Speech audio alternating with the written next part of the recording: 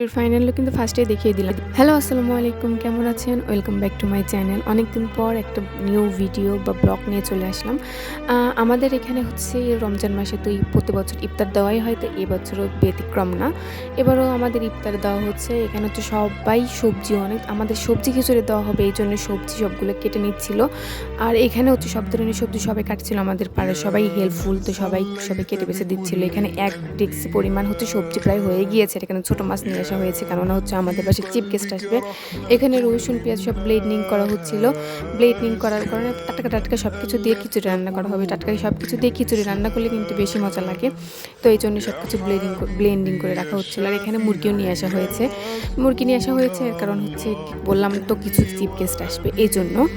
এখানে আলু সিদ্ধ করা হচ্ছিল, কেননা আলু দিয়ে তারপর হচ্ছে ওই যে কি বলে ডিমের চপ যে করবে, এই জন্য আলু সিদ্ধ করা হচ্ছিলো। আর এখানে ডাল বেটে রাখা হচ্ছিলো, পাটায় বেটে রাখা হচ্ছিল, কারণ হচ্ছে আমাদের ব্লেন্ডিংয়ে করা হচ্ছিল না, এর কারণ পাটায় বাটলে বেশি মজা লাগে সব কিছু, এই জন্য আর কি। আর এখানে হচ্ছে চাল এক বস্তা না মনে হয় 15 কেজির মতো চাল দেওয়া হয়েছে।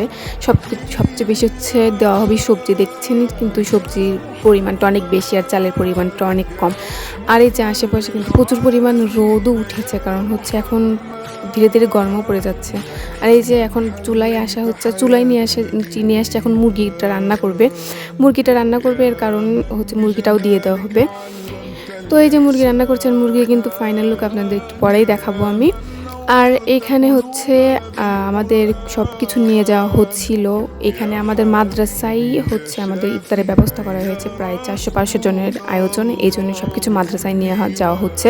ওইখানে রান্নাবান্না করা হবে এবং ওখানে খাবার দাবার দেওয়া হবে। আর এখানে মরিচগুলো হচ্ছে যে এভাবে করছে, মানে বাটছে আর কি। যে আর এখানে হচ্ছে আলু যে করা হচ্ছিল, মানে ভর্তা করা হচ্ছিল, এইগুলো দিয়ে এখন ডিমের চপ বানাবে। এখানে সব ফলমূল নিয়ে আসা হচ্ছিলো, সব কিছু এখন কাটাকাটি করছে ফল টল।